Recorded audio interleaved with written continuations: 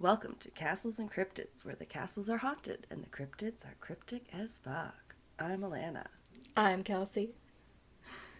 and today you are here for episode 62. We made it, y'all. Yeah. This was our podcast goal. 62? We made it over 50. Okay. 62 is such a specific goal. Like, I didn't Can know you about imagine? this. Yeah. It was a planned demise. No. Hey, we're not on a station. No one can cancel us but ourselves. Right? No pressure. You gotta walk that line between just letting your humor out and not giving a shit what you say, and then trying to be a little bit cautious and conscientious, maybe. Yeah, we do good. We save a little bit more for our Patreon, but we do pretty good. Oh yeah, dropping the F-bombs there, I'm sure. Yes. I know I did in the Patreon. We've been doing some weird stuff with the cases. But the cults was pretty, the cruel cults was pretty crazy too. Yeah. That was... It was I... something. Hope you guys are okay after, if you've Yeah. listened to it. Yeah. Yeah, it was a lot. My brother said he liked it. He That's rated good. it. He said, enjoyed this one. Really liked this one. I was Oh, that's right. good. So, yay for crazy cults. But moving on to something a little bit more spooky and paranormal. Yeah. Well, my places aren't paranormal, but Yeah, okay. Well, probably less true crimey then, I guess. yeah. There's no true Uh, crime involved at all. Oh, that's okay. Mine could probably constitute having a little bit of both if you really. Ooh. I don't know. Like I said, I told Kelsey I wrote quite a bit of notes, and you know, some included some quotes and stuff, and thought if I have to chop some off, then we're gonna have a special end to it on Patreon or something, because there's just so many things. It was Yeah. so fun. And I'm a little crazy. A little bit of a deep dive rabbit hole that I couldn't quite get out of. Hey, it happens. It happens to me a few times, and I just start being like, you know what? Yeah. We did what we did. Yeah. This fun fact almost sounds a little true crimey. Well, listen to the start. Dolphins sleep with one eye open. Ooh. Oh, they keep an eye out on you. Yeah, we all know they're less than pure. Yeah. So, the dolphins are known to be one of the smartest animals on the planet. It says possibly because they can conserve their brain power. Because they must be constantly on the lookout for predators, the marine mammals have developed a neat trick of maintaining partial consciousness even as part of their brain sleeps. Okay. Researchers have tested whether this half sleep negatively impacts the animal's alertness during the day, but have found that even after 5 days of having their nocturnal alertness constantly tested, they've remained as alert and perceptive as ever. I mean, that's probably just evolutionary adaptation, but Yeah. Yeah, that sounds like the fish side of them. I know they're mammals, but like sharks and stuff like that, they're always having to move. yeah. Yeah. Damn, dolphins. I learn something new every day from you. Yeah, they can. I just remember that they can recognize their reflections. They're one of the few animals that can do that. Oh, Yeah. they could be friends with a raven or something, maybe. Because can't they do that too? I don't Some of know. those smart birds. I know Yeah, they can they. recognize like a mask. If you are mean to them and you're wearing a mask, the ravens will tell all their little baby ravens like Oh. stay away from that guy. Oh yeah, for like generations. I think I've heard of that, yeah. Must be like the Michael Myers mask to them. So scary. Oh dear. Yes. Strange places. Or Yeah. stranger places. Even Or maybe stranger places. I was like, we could always save that for the sequel. Yeah, and do Stranger Places as an ode to Stranger Things. Yeah. Which, of course, we're big fans of. Yeah. I liked the newest season that's coming out. I liked it. Yeah, what I've seen so far, so good. Yeah. But I did like last season with the mall. That was pretty, I don't know. I love a good teenagers in a mall setting. So, Yeah, things have just pretty much ramped up. yeah. Just a lot. I More like that they're action. they're Yeah. all working better together. You know, they're updating each other about stuff a little more. So, There's more of a one big group than yeah. the kids and older kids and moms and adults. It's like just everybody who's kind of in the know about the Yeah. dark side of the town. Yeah. Yeah, I enjoyed that part of it for sure. Yes, or less of me yelling at the screen, just talk to each other, damn it. Like, Teenage angst. yeah. Everybody's just bottling everything up. Yeah. Oh, Oh man, yeah. we're gonna crack into it. I like it. This episode, I feel like we'll have a lot of traveling around the world. I know with mine, Oh, we yeah. definitely will. It just makes me want to travel so many different places and see all of these places. Yes.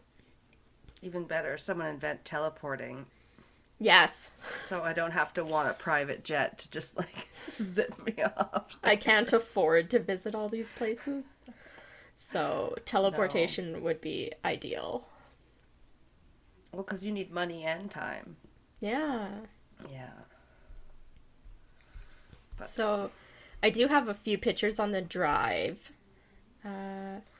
nice. Yeah, and we'll try and describe the pictures to you as we go, because it is a podcast, and I Oh. know a lot of you won't look up the pictures. So this one, at least, it's kind of important. Otherwise, it'll be pretty confusing. But the pictures are Oh, on our okay. website, so Oh yeah, I assume people that like pictures will look them up. I see. It depends for me if I'm like if you're gonna look up or you're listening in the car or something. That's the only time oh yeah, when I'm not gonna. I'm like, no, I'm on the go. yeah, But that's if true. you're, yeah, a lot of times I get to listen at work or I can be listening at home while editing. No, not while editing our podcast, but like while doing other researching and things. Yeah, When you're listening to a podcast and then you're like, oh, okay, I can look it up. But Yeah. yes, I think we try and describe things. yeah. So the first place I have to take us to, I tried to stick with all but a couple of mine are naturally occurring. So I tried to stay away from, other than two of them, things that are man-made. Oh yes, that's really Yeah. cool. Like just strange nature. Yeah. So the first place is called the Eternal Flame Falls, and it's in Orchard Park in New York. Oh damn, these are gonna be some like beautiful pictures already. Okay. I only really have one picture of this place. It's basically a small flame. There's kind of a waterfall. There's lots of slate looking rocks at a whole bunch of different levels. Then a teeny tiny flame. And Oh, yes, you mostly notice the water going over the rocks Yeah. because it's yeah, a sort of one of those smaller waterfalls that are Yeah. it's it's taller. It's not like Dunn's River Falls, or there's one in Jamaica where you can kind of like climb it because it's kind of a low waterfall, but this one has a much steeper like little climb to it if Yeah, you were I to try and mount don't it. think you can climb this one, but it isn't super No. tall. The people standing beside it, the flame is probably about chest high. So you could like I don't know, it's probably like 10 meters tall from like bottom to top. It's not super big. Oh. Yeah. I couldn't see people next to it, so I didn't know. Okay. Yeah, the Uh, pictures can be a bit better, but this was one of the better pictures because a lot of times you can barely see the flame at all because it's just so little. Uh, okay, so what is this yeah. little flame all about? So it's, as we said, located inside of a small waterfall on Shale Creek Preserve that's part of the Chestnut Ridge Park in western New York. And this is a small grotto or kind of like cave, cavernous little part of the waterfall's base that releases natural gas and that can be Ooh. lit to produce a small flame that's visible almost year round. And occasionally it does get extinguished and then it can be relit. And it basically keeps itself going unless you intentionally extinguish it. Okay, so Yeah, oh my god, cute. Like right? little water grotto area, and the flame Is itself though probably is only like 2 inches natural. tall. Yeah, well, the gas What that gets the? Okay. released from it is pretty continuous. So they basically just lit the gas and then the gas just keeps coming out. But the flame's probably only Oh, like 2 inches tall. That's why it's very hard to see in weird. pictures. Oh So man. this spot is quite the hike to get to. And it used to be considered more of an obscure attraction in the area, but they did improve the access to it and formed a sort of trail, and then some of the media attention increased, and so came more and more visitors each year. And even though the increased public or visitors has brought litter, some vandalism, and pollution to the area, it did cause a successful public protest against a plan to clear part of the nearby forested area to build a disc golf course in 2012. I don't know if this specific area would have been impacted, but Oh yeah, no. they did end up building the disc golf course elsewhere, like fairly nearby. Okay, that's good. Yeah. And geologists from Indiana University, Bloomington, and Italy's National Institute of Geophysics and Volcanology. They all studied the flame in 2013 to better understand how natural gas emitted from natural sources can contribute to greenhouse gases in the atmosphere. And so they have Okay. studied it. The Eternal Flame Falls has a higher concentration of ethane and propane, about 35%, and this is more than other natural gas seeps. So this is called a gas seep. So it Oh, has a really? higher concentration, and this typically contains a greater proportion of methane. They estimate that the seep at the falls emits approximately 1 kilogram or 2.2 pounds of methane per day. And there are other seeps nearby, and they determined that the gases originate from the Rhine Street Shale, which is approximately 400 meters or 1,300 feet below the surface. That's So, deep. yeah, this has caused some other pockets where gas is released, but this, I believe, is the only one that's basically lit, or offers as like an attraction. It's lit, y'all. It's so cute though when you see picture. I'll have to try and find a better picture of somebody like Yeah. squatting next to it because the flame looks hilariously tiny. It's so cute. Yeah, it's a little torch. Yeah. Like if you squat in front of it, it's the flame would be right by your head. Like it's the tiniest little area, and if you don't know it's there, you're just like, "Oh, it's a cool waterfall." And only if you stand at a Yeah. certain angle do you even see it. Uh the last part I have about it is that the Eternal Flame Falls was featured in a book called Secret Places by Bruce Kirschner, and in the book What's Weird on Earth. So, Okay. yeah. That's crazy. The next one is called The Crooked Forest. I think I had seen pictures of this Ooh. place before. It's in Poland. Yes. I think Yeah. I had two. It's just like so unexplainable though. Yeah, there Like is literally no explanation. it's like okay, so all those trees just decided to slump forward like they're pregnant or like they're just gonna start walking off like they're Yeah. sentient. They so the Crooked Forest uh is a grave. I don't know why that's in there. That doesn't sound right. Um I don't know why that word's in there. Because they're alive trees. They're not dead. They're about 400 pine Okay. trees, Yeah. and they're located in the village of Norwich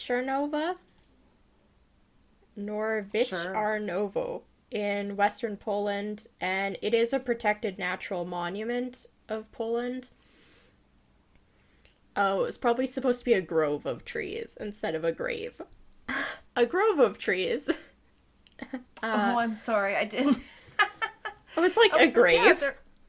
Well, I could see how you might think they were dying because they're Yeah. really abnormal shape. The like bottoms are all bowed out, Yeah. like they're curved at the bottom. Yeah, it's very strange. Almost like a letter C. So it basically comes out of the ground like just a few inches, curves into basically a C, and then goes back to growing straight up normally. Right. So these about 400 pine trees were planted around 1930, and each pine tree curls north just above ground level and then curls back upright and starts growing normal. The curve in the trees from I guess the like if the tree was straight from that point, the curve is normally 3 to 9 feet like out. So if the tree Wow. was, yeah, so people like can sit in them, you can, yeah, like this whole curve can extend from the point of where the tree comes out of the ground, like 3 to 9 feet to the side, and then it curves back and starts growing normally again.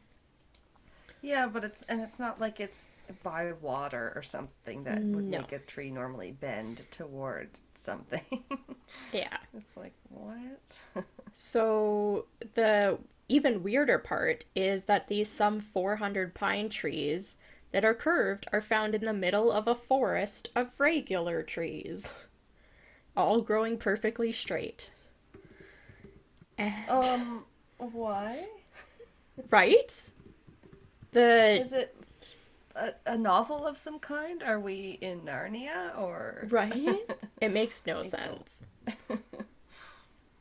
The trees themselves are healthy. They generally are growing up to 50 feet tall, and it's pretty generally believed from researchers, I guess, that have looked into it, that some sort of human tool or technique was used to make the trees grow this way, and that it was applied after the trees were, I think, somewhere it said 2 or 3 years old, so they didn't apply it right away.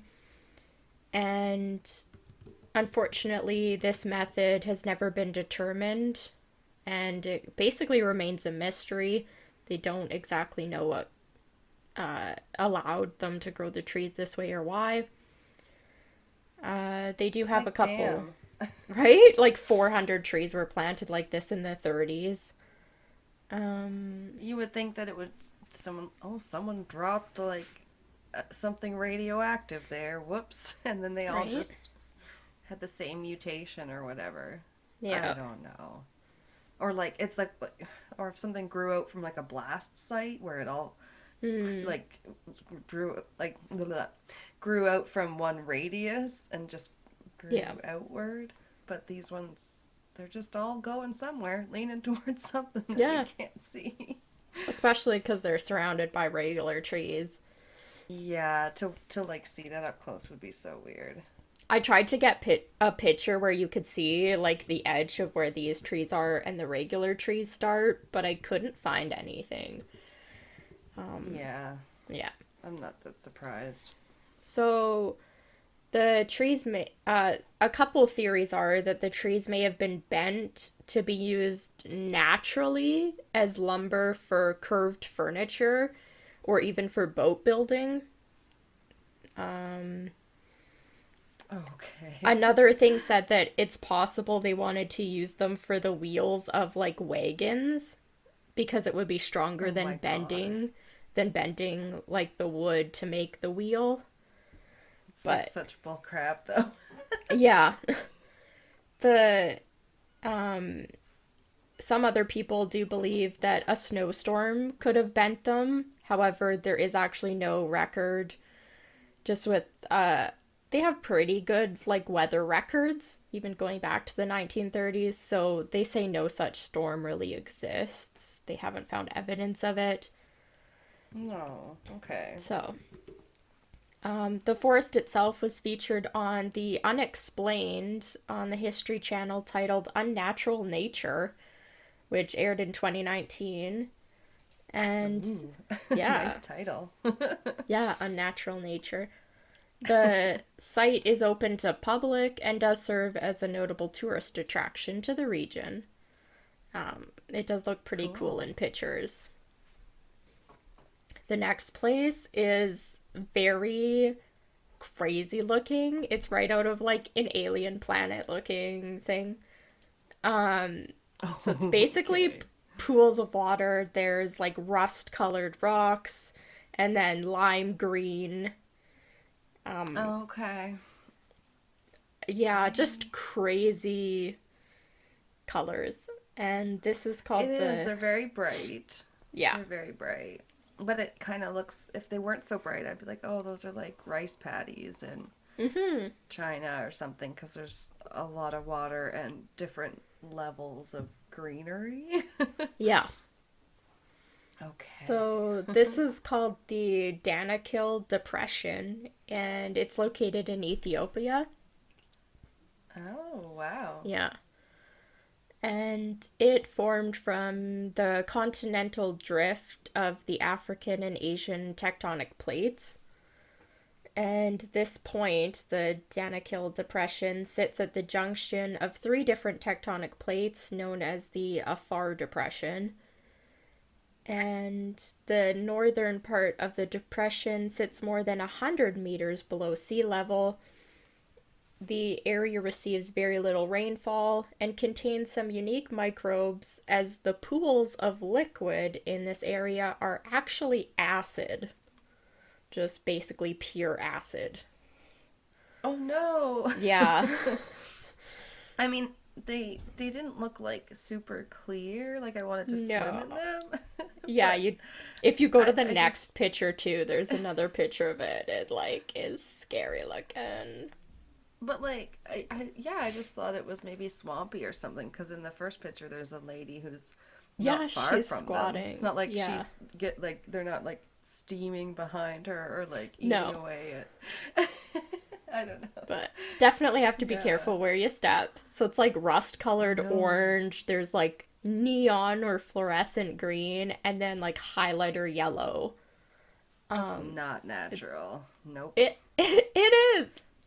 I mean, it's unnatural. Natural. I can see Yeah. why they gave it that name. Yeah.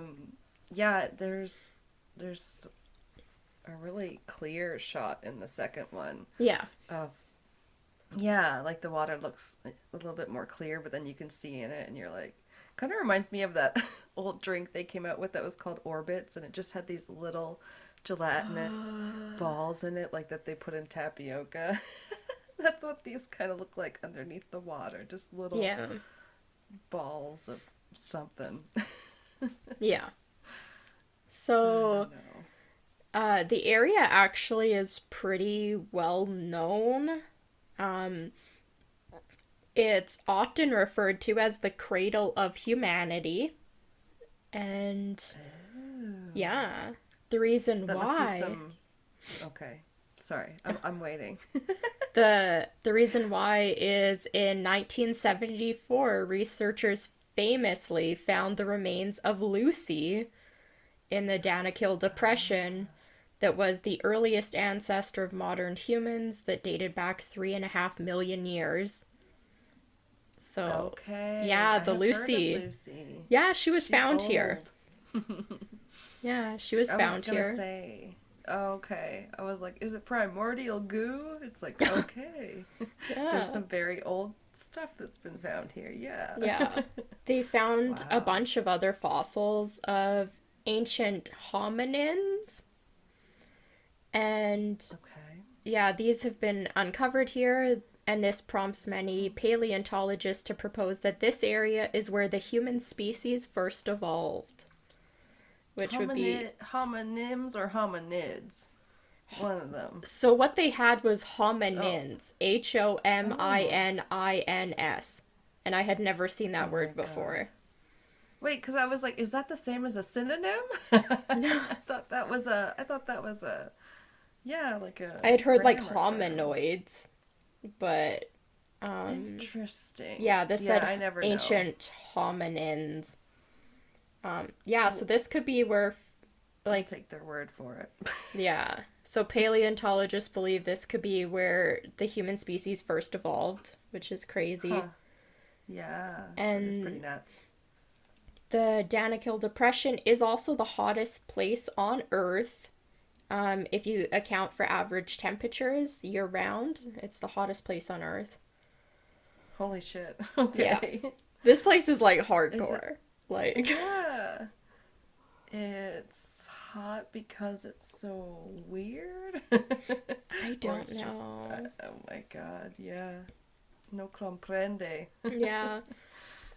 Apart from this, in the Danakil Depression, there's also two volcanoes in the Okay. area that are pretty popular as well for tourist places and researchers. There's also the Dalal Sulphur Hot Springs, which is another famous thing. I think you can actually swim in that though, because it's a hot springs. I'm Okay. not sure. I didn't look into that one. Sounds like maybe it's hot like geothermally Yeah. there. Oh, The wow. next picture is also found in the same kind of region, but it's basically just dirt brown, with a pond. Okay, yeah, yeah, yeah. Scene. Yeah. It's like, Uh, wait, desert? yeah, this is in the same area nearby. This is the Gaiatle Pond, and it's a small hypersaline lake that's located over a Ooh. tectonic hot spring in the Danakil Depression, and it has a, I don't know if it's salinity, I think, of 43%. Yeah, salt content. Yeah. Sounds And about right. this makes the Gaiatle Pond the saltiest water body on Earth. Hot So, damn. if you Don't get wanna, that shit in your mouth. right? Oh, it would Ugh. probably burn anything. Don't have any paper cuts. Oh. Don't Yeah, yeah, open your yeah. eyes. Uh, Oh. Don't go in. yeah. The pond was actually created in very recently, just in January of 2005, following an earthquake in the area. Oh, wow, okay. Yeah. And according to residents of a nearby village, this actually reactivated the hot spring and I guess probably forced the water to come up above ground level. Oh, weird. Yeah. Something underground must have shifted in the right way. Yeah, exactly. And this acidic springs, and with everything else, like the Danakil Depression, acid lakes, these two volcanoes, this hot springs, and the pond, it is a pretty big area for scientists as well as tourists, which I don't know. I would Yeah. love to see those fluorescent colors like in person. It looks like somebody just drew only in highlighter. And Yeah, then, yeah. You'd have to, yeah, that'd be something to see in person yeah, for sure. and That'd be turned like something. saturation of colors up to like 1,000% because it's intense. I'll have to come with you because I got the good phone with the good camera. Yeah. Just kidding. Um, Oh, our cryptic tour. Oh man, that's so cool. yeah. The next one I don't have very much about. It's my first one that's actually man-made. And Oh. I think probably almost anybody's seen these pictures online. It's the Dirac Oatsbrücke, or also known as Devil's Bridge, and it was built in Goblenz, Germany in 1860. Bridges is the devil. Yeah. What? I don't know if I If you have clicked, heard of there's it. two pictures. If you click to the next one, I'm sure you've seen it. Oh really? I'm like Yeah. seeing a very curvy stone.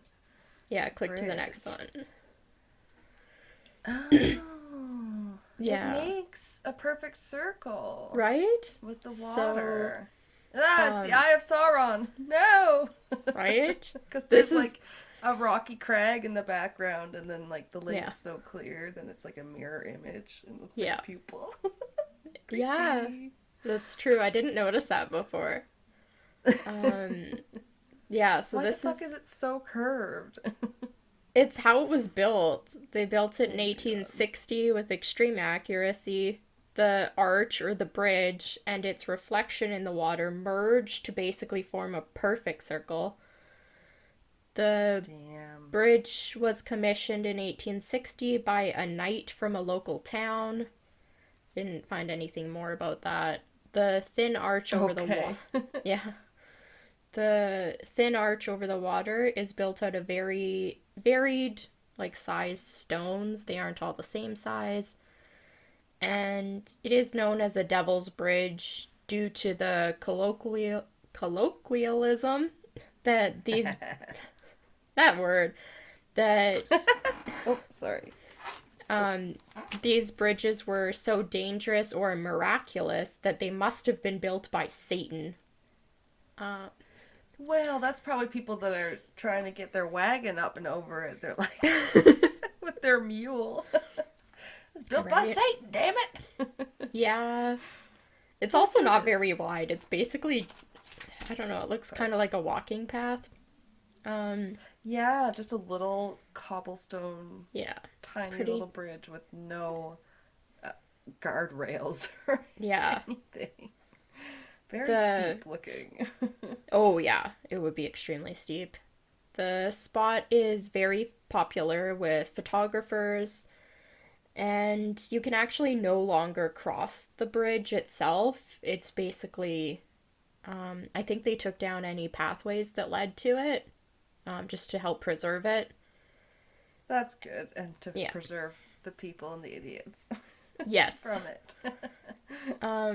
In 2019, the lake underneath was actually drained in order to repair the bridge, and as of 2021, the repairs had been finished, and it is recommended basically by tour guides and stuff to visit the bridge in the fall, because it looks best when all the trees surrounding it are changing colors at the same time. Oh yeah, that would be Yeah. like a good photo opportunity. Yeah, that would probably look That's really cool.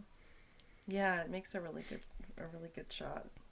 Yeah, I had seen that one of like the perfect circle in the bridge. I didn't realize like how narrow it was or how old it was. Oh yeah, I mean it looks pretty familiar. I'm not. Yeah. Yeah. If you go to the next one and talk about more bodies of water. Uh, They're pretty mystical places. yeah. This one from above looks kind of intense. It's got some really dark parts, and then there's kind of some mountainy looking terrain around it, but it's pretty vibrant of a red from above. Yeah. And Like this, a picture of the cosmos or something. Like yeah, am I looking at a nebula? Is that no? yeah. But that's cool. It's the Lake Natron or Natron. Oh. It's a salt or alkaline lake, and it's located in the North Nicaragua Sure. district of Tanzania inside of the Gregory Rift. Ooh. And this lake itself is actually located inside of another lake that's called the Natron Basin. Okay. So it's a That's lake in a just lake. crazy. Yeah, I can't believe that's water. It's very pinkish and then reddish and Yeah. like or the, whatever algae is doing that. I have no idea, but it's pretty crazy looking from this above. What's that called? Aerial? This above shot you've got here. Yes. Thank Um, you. So the lake itself is less than 3 meters deep, and it receives pretty irregular seasonal rainfall. And the temperatures are typically in the lake around 40 degrees Celsius or 104 degrees Fahrenheit. So it's pretty hot. Oh my god, yeah, that's like hot tub hot. Yeah. The water flows into the lake, but it actually has no way to ever flow out of the lake. So the water levels, like water flows in, but it basically can only evaporate out. And That's not, I don't think, how a lake's supposed to work. no, I don't think so. Oh, Over- poor thing. It's Yeah. trying. Oh, it's got some crazy shit going on in it. Over the time, the water evaporates and leaves behind high or extremely high concentrations of salts and other minerals. And because of this, the alkalinity of the lake can reach a pH of, I saw between like 10 and higher than 12. So that's really high. Oh. Mm-hmm. It is because, speaking of hot tubs, they like to be at like around 6 and 8, like in the 7 Yeah. range is a Pretty good neutral. Yeah. Yeah. Okay. That Uh, place is pretty whack. Yeah. So this makes the water basically a caustic alkaline brine due to the lack of water and it basically like evaporating out. And the lake is home to many obviously salt-loving microorganisms. Gotta love salt. And Yes, I do. Give me these some regular Pringles, please. oh, yes. These microorganisms cause the lake to often appear this red or orange color in most of the pretty shallow parts. Okay, so the shallower, the Yeah. milder, the red. Yeah. Cool. Most animals don't thrive in the lake's harsh conditions. When the pH obviously goes down, more animals come in. And as it becomes more neutral, the lake also supports huge flocks of flamingos, which blew my mind. Oh, Yeah. they're cool. Yeah. That's like actually, I feel like I've heard about them with pink places before. Like Yes, from, flamingos like, are the pretty shrimp. Frickin' fascinating. Yeah. Yeah. Oh, okay. Yeah, it's what they eat that makes them pink or whatever. I think so, yeah. Ah, yes. I just know there's you can like come across sometimes there's a creepy picture of one feeding its baby, but it looks like it's putting its beak into the top of its head, and the milk is so red that it looks like it's Yeah. bleeding. And it's Yeah. just a really creepy picture until you're explained what's going on, and then you're like, okay, but it still looks bad. Right? Well, it's creepy. Yeah, I don't understand. So Lake Natron or Natron is the a pretty safe breeding ground for flamingos as it offers protection from basically any predators because most animals won't go near it. Nice. Yeah. There's two species of fish that live in the edges of the water in the spring inlets, where I assume it's probably more neutral of a pH. Yeah, probably. Interestingly, I didn't look up what the difference is between lesser and like greater flamingos, I guess, but 75% of the world's lesser flamingos are born on Lake Natron or Natron. Holy shit, man. Yeah, so it's very Look at important. your Yeah, world supply of flamingos. Right? Because of the unique biodiversity, Tanzania named the lake Natron Basin. Uh, what? Named the lake Natron Basin and probably added it to the Ramsar list of wetlands of international importance on the 4th of July 2001. Coming up. Oh, that's good for them. Yeah. They are important. Yeah.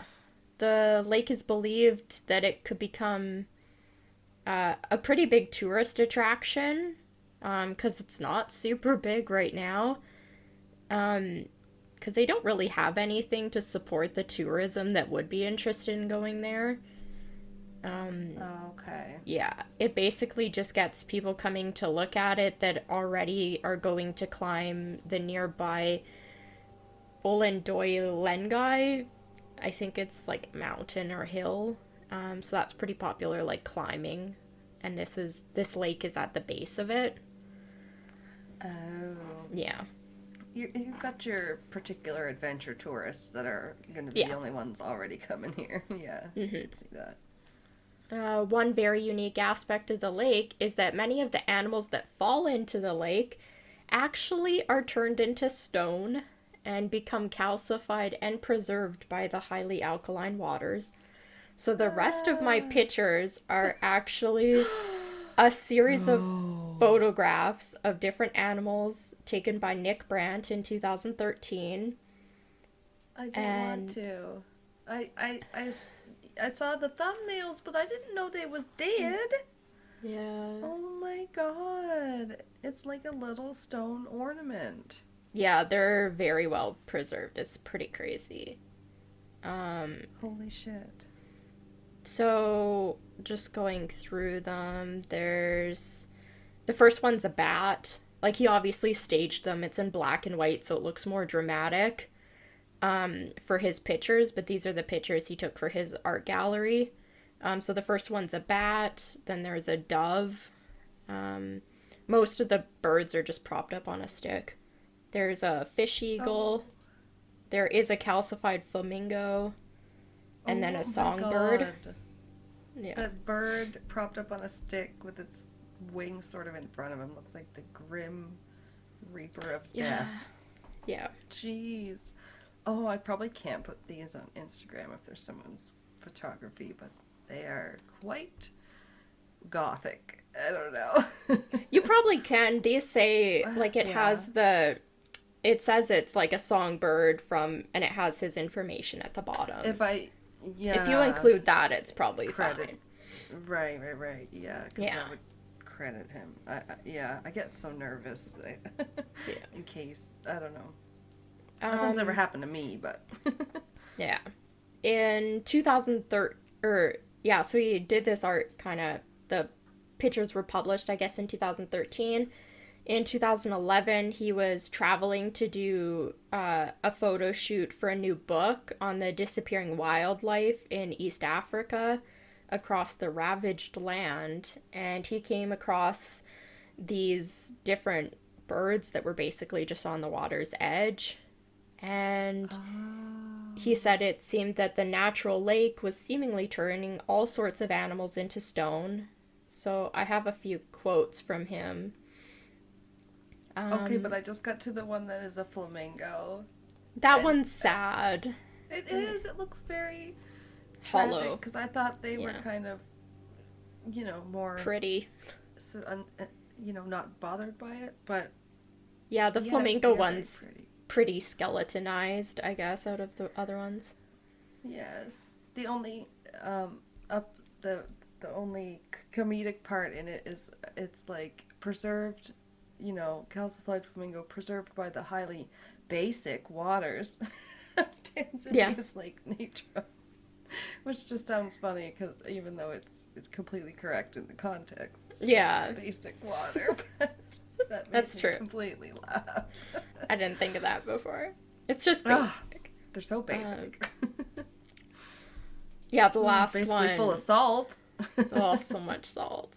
It's So much. well, like I said, it's basically like the water's basically a brine. Like it's barely water. Basically. Yeah. I'm losing it. So from Nick Brandt, he was saying, quote, "When I saw those creatures for the first time alongside the lake, I was completely blown away. The idea for me instantly was to take portraits of them as if they were alive. It was amazing. I saw entire flocks of dead birds all washed ashore together, lemming-like. You'd literally get, say, 100 finches washed ashore in a 50-yard stretch." So I feel Don't bad drag for... poor lemmings into it. Yeah. I feel bad for all the birds that fall in there. A Yeah. whole flock? Yeah, that's pretty nuts. Yeah. But then again, you hear about I've heard about just flocks falling from the sky for 1 square mile. Yeah. And you're like, why? That's a glitch in the Matrix for sure. Yeah, it's weird. I only have 2 left. I tried to mix up happy, sad, happy, sad. There's so many cool places. I think you've got Yeah. some places I might really like coming up here from the looks of it. Yeah. Yeah. This is the Cano Cristal, and it's Ooh. called a liquid rainbow, or also the River of 5 Colors. Super vivid. Yeah, it's a lot of red and yellow. There's a few more pictures of it. Red and yellow is the most common. There's also green Yeah. and stuff in one of the last pictures. And There's it's, 3 really pictures of it. divided. There's a Yeah. big swath of red and then a little trailer patch of yellow Yeah, off to the there's side, but almost like it's divided. Yeah, you're like, "Here's the sections swimming of pool. it. There's the hot Yeah. tub. yeah. What the heck? Go It's Gryffindor. Oh yeah, red and yellow. It's located in Colombia and was first found in 1969 by a group of cattle farmers. Oh wow. And yeah, it's unique in its very striking colors. The bed of the river from the end of July through to November is colored different shades of pretty vibrant yellow, green, blue, black, and red.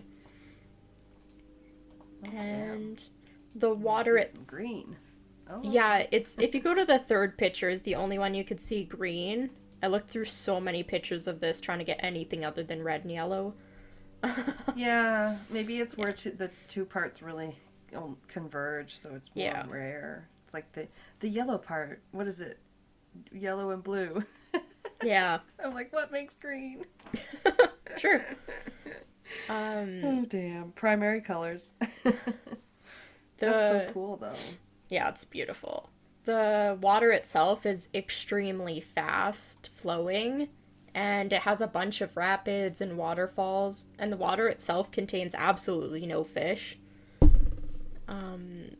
Oh, really? They just Yeah. can't survive. I wonder. I'm not too sure why that is. There's a wide variety of plants that live in the water, and the water is very, very clear due to the lack of nutrients or even particles in the water. Oh, okay. Yeah. So not a lot is living in that water. Yeah. The colors itself are caused by different plant species that appear red and are able to attach themselves to the rocks of the fast moving water. So basically, Oh, anything that can hang on is going to grow. damn Um, plants. They're pretty resilient. yeah. The algae that forms some of these bright colors only blooms at certain times of the year. As I said, mainly between May and November, with the peak of the brightest of the colors being July to October. Oh, okay, that's weird. Yeah. You It's like can't. the fall colors. Yeah, that's true. You can't actually visit the river at all without a licensed guide. And they can be found in town after you've applied for a permit. So you have to apply for a permit, get approved, and then basically get set up with a tour guide. And Okay. you have to fly, and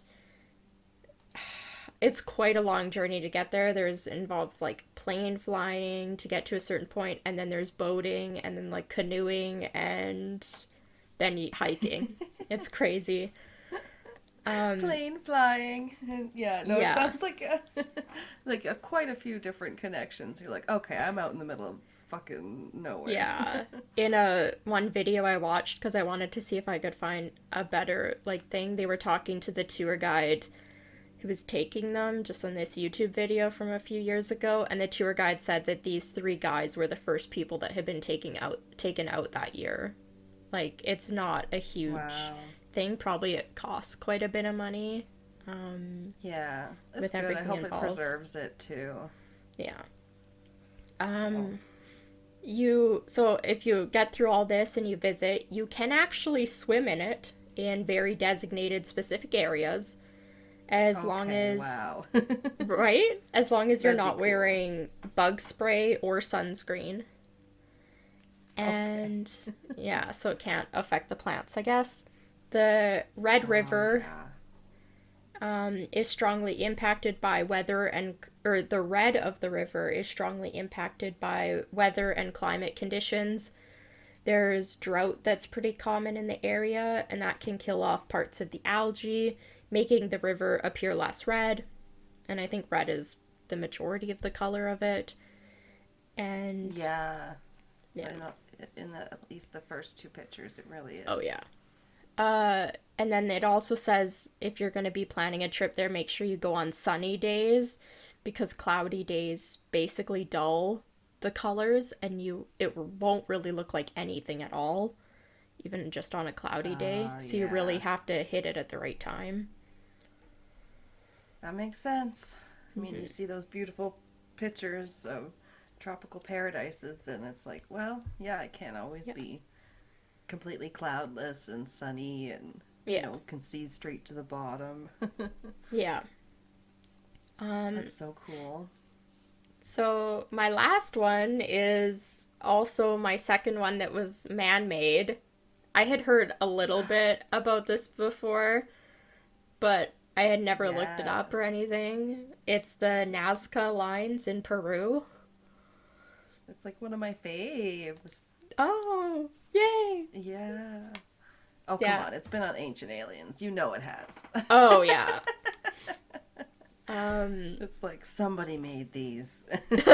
Oh, yeah, somebody had to. It's pretty crazy. Right? Oh, I'll just let you go. I'm sorry. So the Nazca lines are a group of geoglyphs that were made in the soil of the Nazca Desert in southern Peru.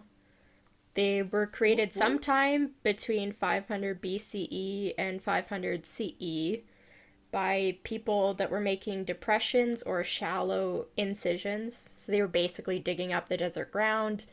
They removed any sort of pebbles and sometimes even left behind different colored dirt Oh. in the lines to make them more visible. Oh, okay. I always just thought they kind of dug until they got to some white stone underground or whatever. Yeah. So it was different colored dirt that they were exposing somehow. And there's two different phases of the lines themselves. There's the Paracas phase, which is 400 to 200 BCE, and the Nazca phase, which is 200 BCE to 500 CE. And leading up to 2020 or 2020, there was between 80 and 100 new figures that were discovered using drones. Holy. Yeah. And Yes. archaeologists believe that there's so many more that just haven't been discovered yet. Oh my gosh. Yeah. I mean, if they got overgrown, how the hell would you know where they were? Or where Yeah. to look? Wow. So some lines basically just run across the ground and are just straight lines that kind of intersect every once in a while. Others are kind of geometric designs, like swirls or things like that, different shapes. And some are pictures of animals, plants, and people.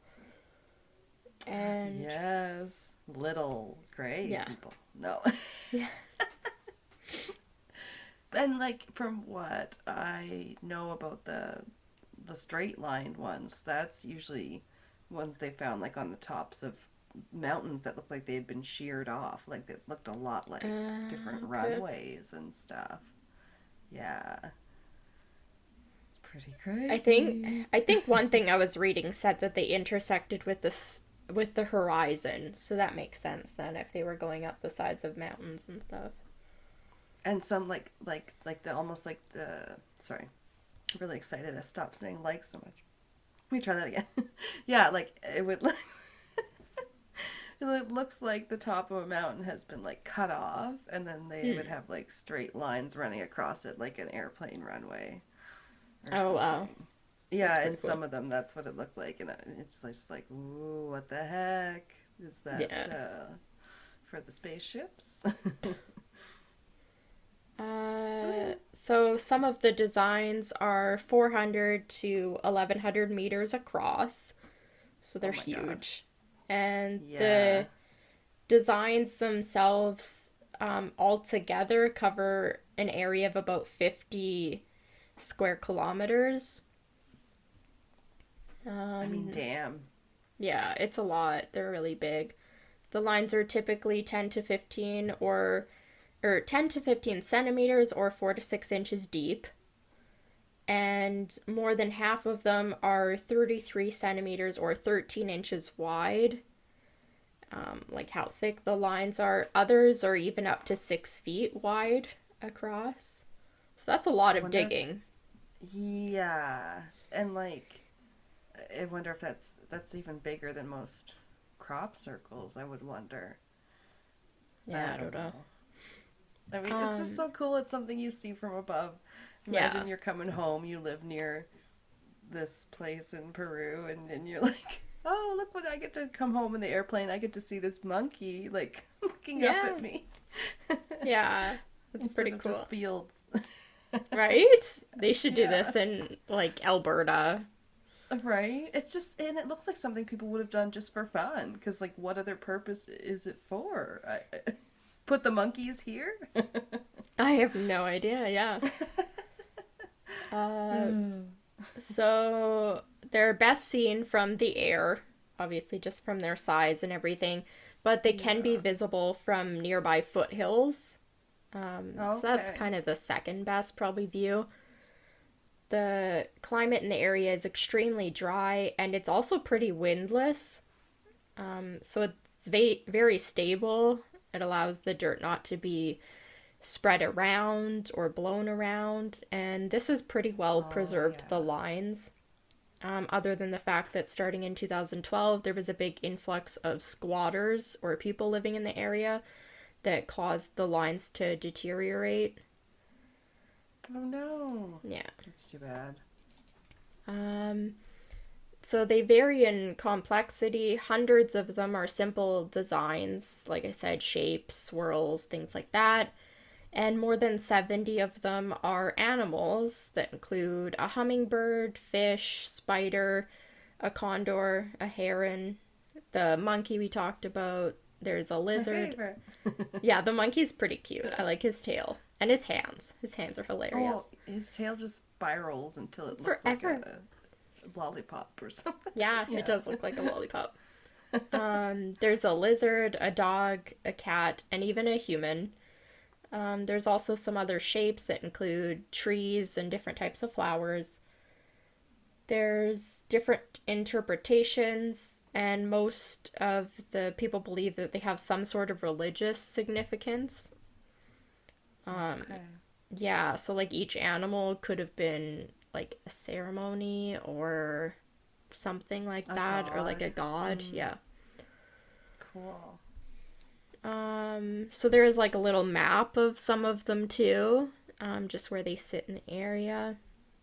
That's so cool to see them all grouped together. They don't Yeah. show that a lot on the TV shows, so. Yeah. Yeah, it's nice to see. Because then you can see a bunch of them at one time, you know? Yeah, and you're like, oh, they're that close together. You're quite the little patchwork Yeah. quilt. Yeah. I like the astronaut. Or astronauta. He's Oh, so cute. He's got a little like bubble helmet and he looks like he's waving. It's cute. Okay, that's the one. It's on the I think map. in the other picture, I was like, oh, that's the alien one. Yeah. Oh, but yes, because they always have the helmets and stuff. Yeah. It's always aliens. So the first referenced publication about the Nazca lines was in 1553. I didn't think they would have been Okay. discovered back then. It's crazy. People have studied them ever since, trying to determine the purpose or why they may have been drawn. Some of the lines do converge on the horizon during the winter solstice. So that's pretty Oh. interesting, yeah. There's always stuff about solstices, man. Uh, Oh, they're so important. yeah. Cool. Well, we'll get to Researchers, it. yeah. Researchers have replicated actually making the lines in the dirt to, they described as remarkable exactness, with even just a very small team of people, and it took just a few days to make one of them without any sort of aerial assistance guiding them at all. They did I it completely mean, from the ground. yeah. That's when they were like trying to recreate the pyramids or anything. They're like, well, that took us all day and 20 people, and Yeah. oh, it's crazy. Other theories were that the geometric lines themselves could indicate water flow or irrigation schemes, or even be part of rituals to, quote, summon water. Okay. Yeah. The spiders, the birds, and plants may have been fertility symbols that were carved. And it's also been theorized that the lines could act as some sort of astronomical calendar. Oh So it yeah, might have been. baby. Yeah, stars. Stars and shit. Uh, I love that. That always yeah. is neat because then you're like, these ancient civilizations were always looking up to the stars and Yeah. had all this information. Or, I mean, sure, they saw it from the things they built themselves, but like, you feel like they would have to have some reason to go to these great lengths to build these things or these calendars or Yeah. trackers. Yeah. The last thing I have is just that in 1994, the Nazca Lines were designated as a UNESCO World Heritage Site. Oh yeah, that's good. They're very important. We learned all about whichever ones those were in travel travel program. Oh, UNESCO? Yeah. I'd never heard of that. Yeah, it's like I don't know, United Nations. It has to meet either Okay. ecological or scientific some list of the acronym is it's got to have historical significance or be of ecological significance or it's got to fit one of those criteria and then people are like, okay, you can't touch it, you can't fuck with it. That's good. Kind of thing. Yeah, yeah, exactly. They should preserve this kind of stuff and Yeah. Hopefully I people did. don't blow it up in wars. Yeah, I did run across. They said a couple of them had been damaged. One of them was Oh, damaged by people trying to take photographs in the area. I guess a guy got in trouble because he stepped like on it or something. But another one oh was my God. actually damaged. I think it was by like vehicles or something that were driving through the area to set something up. And they Oh, damaged, and they then actually like permanently damaged part of the lines. I could see that with a vehicle. That's Yeah. heavy. And then you said there had been squatters at one time. I didn't know that. Yeah, there was a bunch of like probably displaced homeless people that were living in the area that were damaging the lines. Oh, Yeah. yeah, not good, guys. No, I'm sure there hopefully, was better places to go. yeah, hopefully they were relocated to a better place and helped out. Yeah, 'Cause, exactly. yeah, Damn. but yeah, I'm that's some so of glad you got to those. the I was like, coolest things out of strange places I found. Um, and I want to yeah, see every one of them in person. It's crazy. it's a wild world. You just watch that, what is it, Right? Planet Earth sometimes, and Hmm. especially you get a little baked first. It's just like, whoa, man. My favorite thing ever, I don't know if I've mentioned it on here, is it was done by the BBC and it was like a mock, like, Planet Oh, Earth kind of series. But they took this comedian. He's been in a few movies. Um, and they took him and he's basically doing this fake voiceover where he pretends to be some like fancy like zoologist type person where he knows all about these animals, but he's just saying the most oh my insane God. shit about like so they'll have like a chase scene of animals and he's like, "Oh my god, get away! He's gonna eat you!" And it's like he's basically just doing like stand-up comedy to the background of like a BBC Planet Earth. I feel like I've seen similar things in like an interview style where they're Oh, like interviewing serious people but being like really ridiculous. oh, this is funny But because it's just it'll show yeah. like a frog and it'll just be doing nothing and it'll lick its eyeball and it's like, what the fuck is that? Like, what is wrong with you? Like, he's Oh just losing no. it because he doesn't actually understand about those animals and he's like, "Whoo, my heart's beating so fast. Oh, let's calm down. Take it to the penguins." And then it just goes to like penguins in Antarctica and he's like, "Oh, that's so much better, so relaxing." Like, Oh my gosh. yeah, it's pretty funny. They did like a short, I think it's probably like 5 or 6 episode series. Yeah, it was so Oh, stupid, but pretty it's funny. like if Zach Baggins hosted Planet Earth. No, I don't know. From Yeah. Ghost Adventures. Yeah. Oh, that was so good. Yes, thank you. Take a bow, take a bow. Woo! Yay! You're a podcaster now. I don't know. But Oh, we'll be right it's back for more. yes. More, more, more. How do you Yeah. like it? How do you like it? If you've stuck around, then to part two. Yes, yes, yes, yes. Hopefully you have. We always have two crazy cases. Right. Or 100 Sprawling crazy. histories. Or 100 different places. Or lists when we couldn't decide. Yes. Yeah. I'm doing something quite near and dear to my heart. Of the stone variety. Yes. It's mostly all stone circles. Yeah. It's stone circles and megaliths, because that's also a fun word. Yeah. I ran across that a couple times when I was Yes. looking at stuff. I mean, yeah, I was like, wow, there's a lot of things that falls into this category. And didn't talk about all of them, don't worry, because Yeah. you just can't. We've already talked about some in, we talked about the Sphinx and the pyramids a little bit. Yeah. Yeah. There's just so many of the large things that are still here that we're kind of like, what? Why? Yeah, there was some weird stuff going on. Like, why are you building that? And Yeah. We build big stuff now, but we also have big equipment to build it with. yeah. Ah, well, you know my take on it. Usually aliens. So, Yeah. we'll just get that out of the way.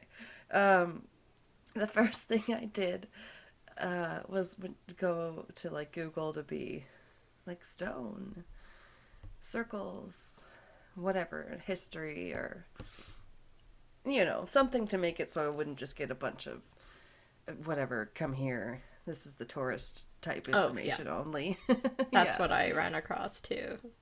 Yeah, oh yeah, for sure you can. And so I think I was like, okay, yeah, this one sounds good. And it's like Stone Circle Origins, it's autofill in. And I'm like, sure, yeah, Origins, history, same diff. But I don't actually recommend doing that because if you're researching, it will not help you. It just brought me to articles on how to find the 12 stone circles in Assassin's Creed Origins. And I was like, thanks, that's actually a cool game, but no thanks. Not what I'm looking for. Well, I did look through them because they've been known to have really, really accurate game maps from certain, like, map out Yes. areas of the world. Yeah. I heard they, that like, about Notre Dame, wasn't it? They asked. yeah. Yeah. They were, like, asked for the schematics that they had made of it for the game after it burned or something. Yeah. Yeah. But no, none of them were, like, real ones that I'd ever heard of. One of them was even called the Pisces Stone Circle. Oh. I enjoyed that. All right. But yeah, it's like, why are these places so mysterious? They're enough to be always featured in books and legends and all that kind of stuff. Yeah. Everywhere. And it's like maybe because like other megaliths in the world, superstructures and all that, the Great Pyramids, we never seem to know exactly why they were built. Yeah.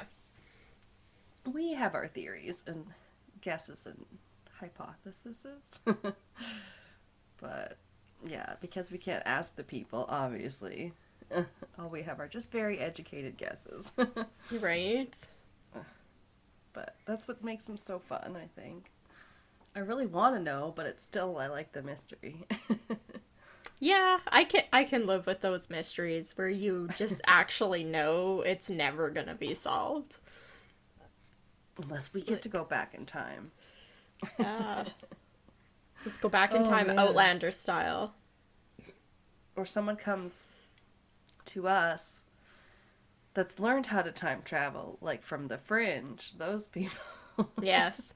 You know Oh my what God. people always say, like, oh, would you rather go into the past or Yeah. like the future? I would always rather go into the Damn. future.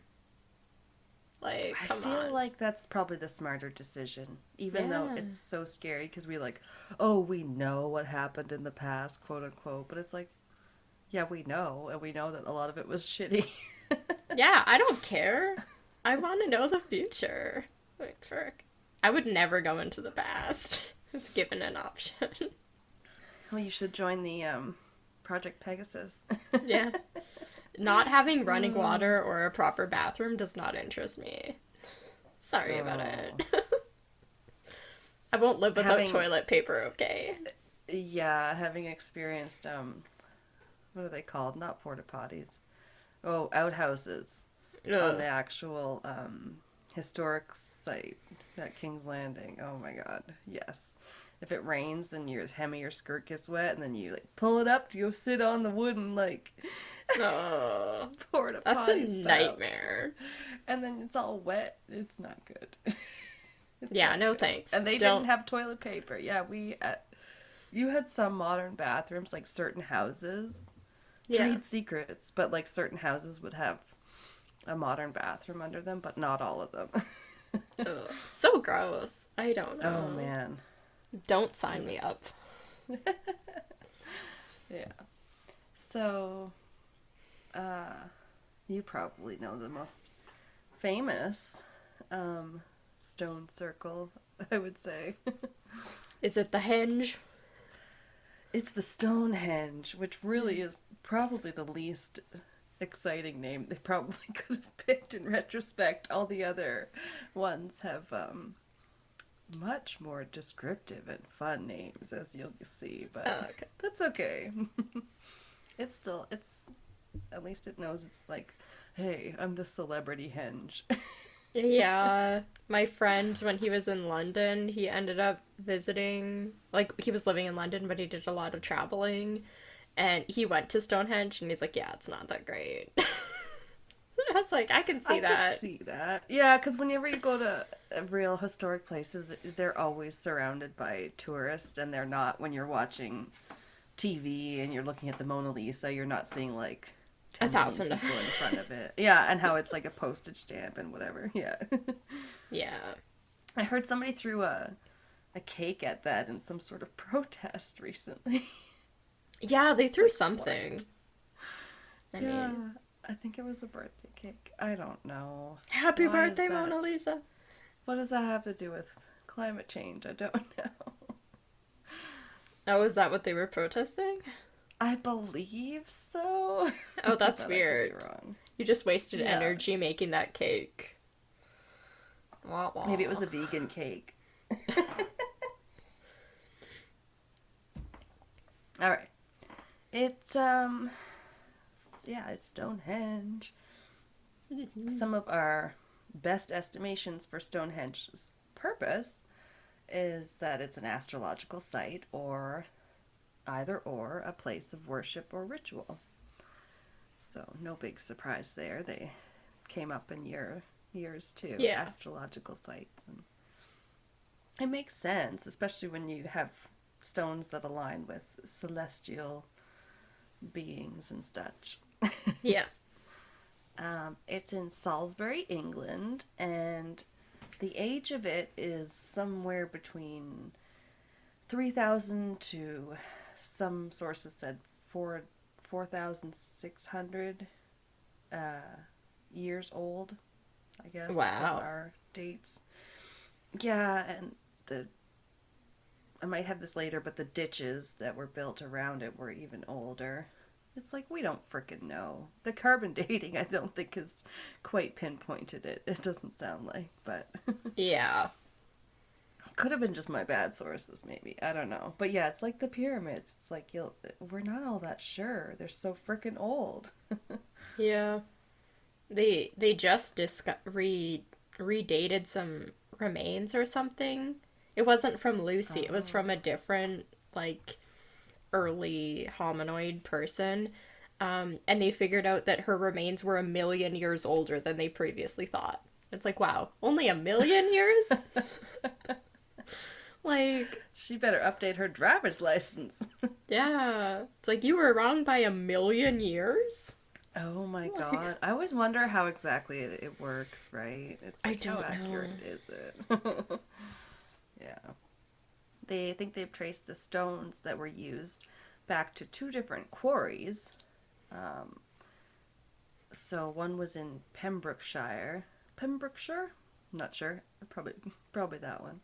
In Wales, which was hundreds of miles away. Dun dun dun. Yeah, why? Why is it always miles away? And oh yeah, this one is also in addition to being a massive tourist spot, it's also a UNESCO World Heritage Site. So Oh, okay. twinsies. Yeah.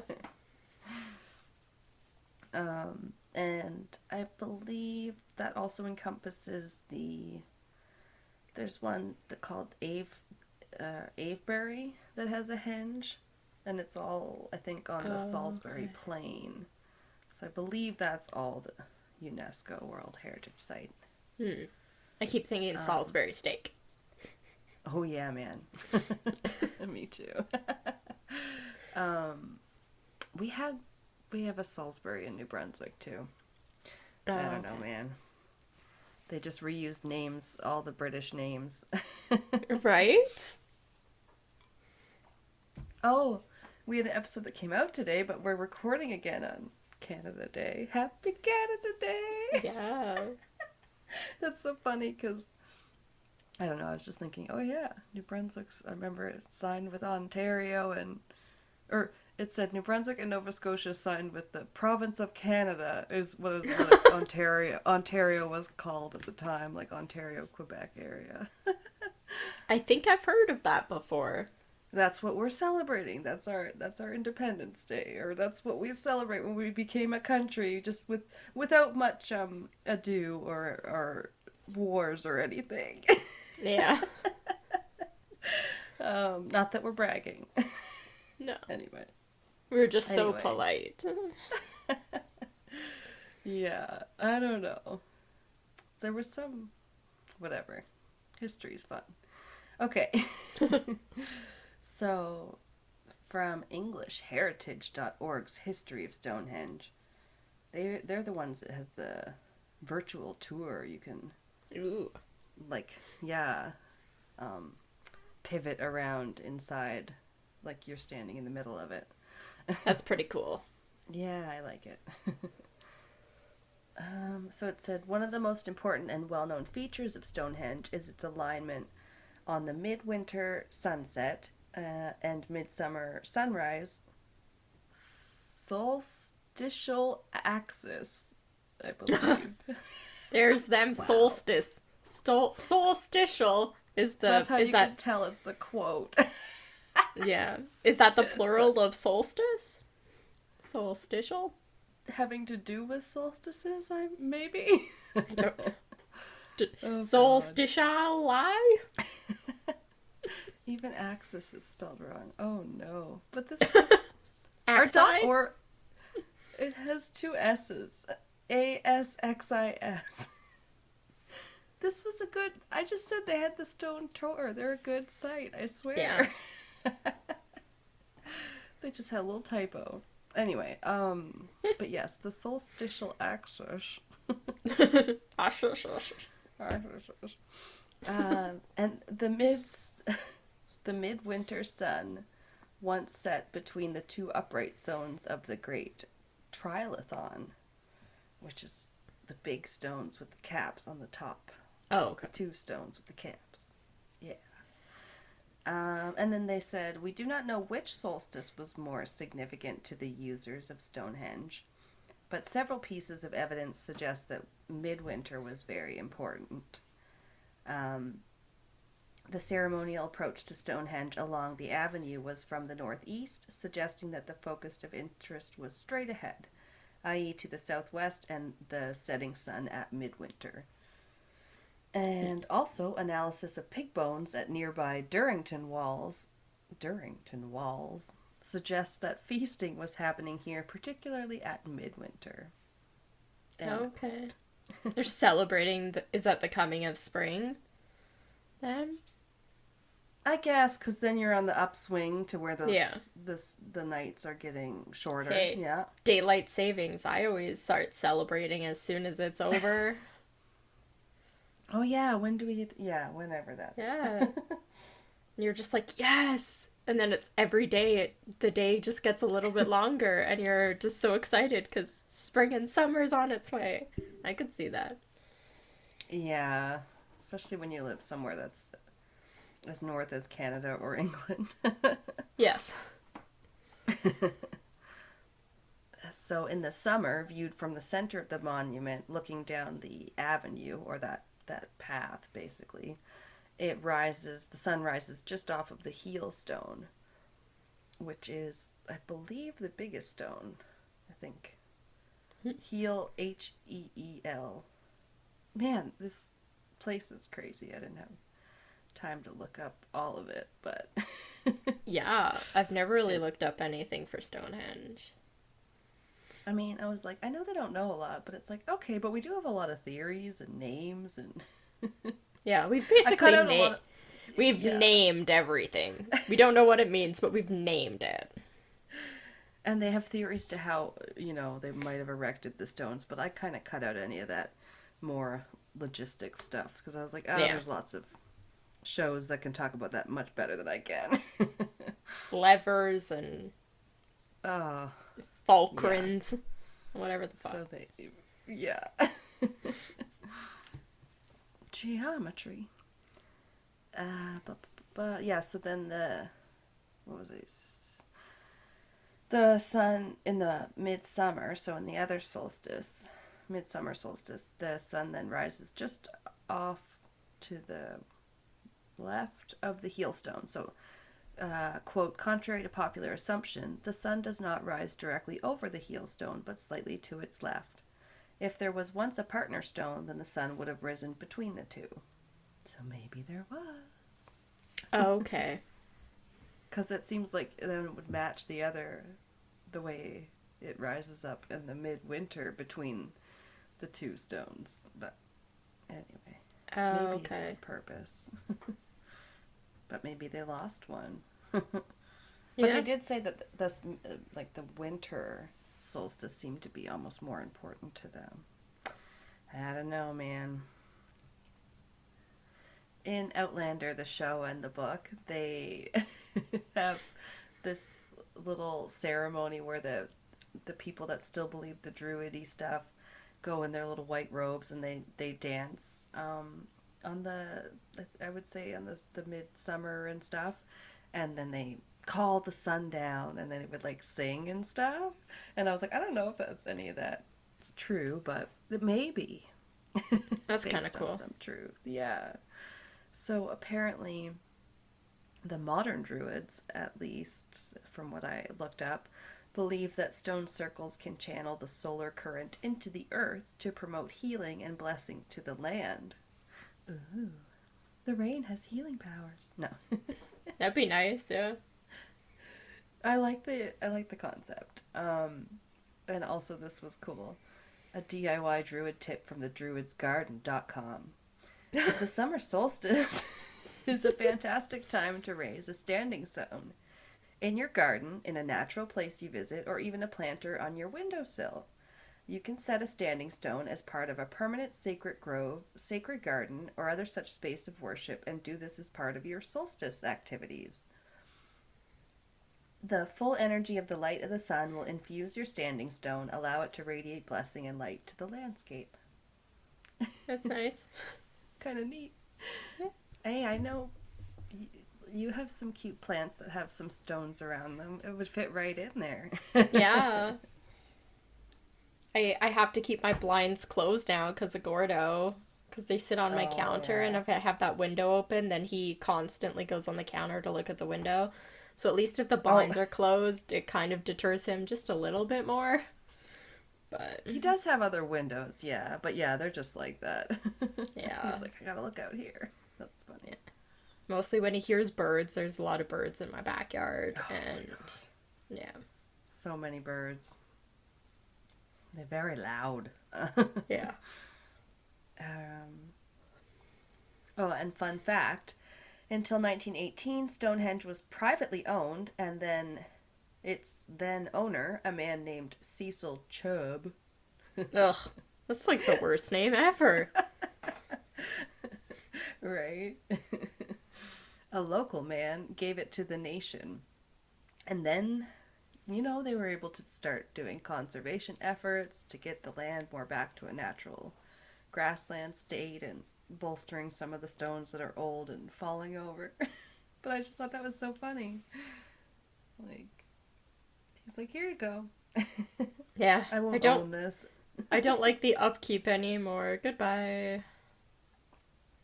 Oh, don't want the Chubb name associated with Stonehenge. Ugh. The Chubb name is the worst.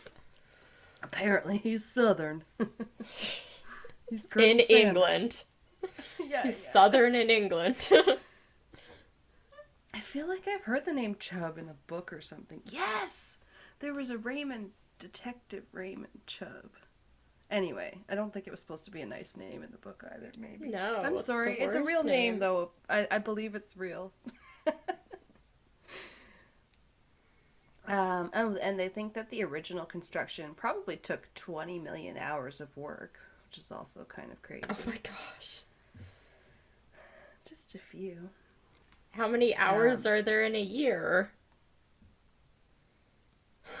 There's 525,600 minutes. I don't know. Um, they also found tools like broken hammer stones, so definitely somebody worked with little, tools. It definitely took a long time, Yeah. probably. Jeez. Um, and while we'll get a little bit more to the myths and legends, there are just two main theories to its purpose. I guess I kind of said this. It's more scientific. I think that's probably what it is. Scientific. No. Yeah. Um, Scientific observatory or holy site. Yeah. Um, It can be both.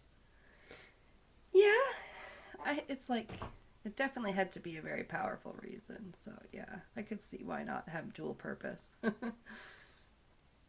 Both seem to revolve around the celestial influence, noting the alignment to the sun and the moon, and the parts that align with certain stars could have been a sort of calendar for working out dates and whatever. Hmm.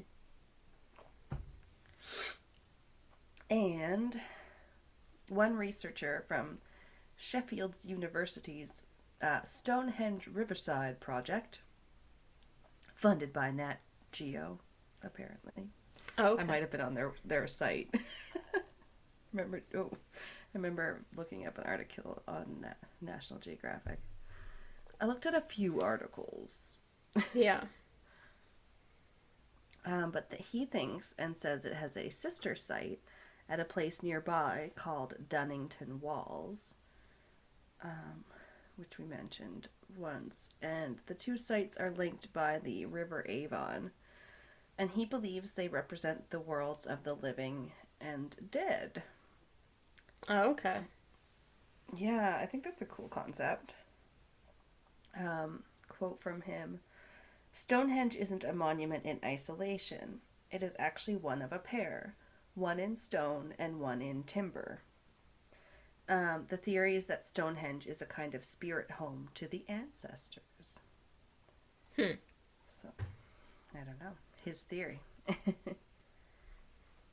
um, so, aside from the biggie, there is also making our way through Europe. There's Carnac in France, which is near Brittany, and is a site that has thousands of ancient menhirs or single upright monoliths. So, Oh, yeah, thousands of them? a bunch, yeah.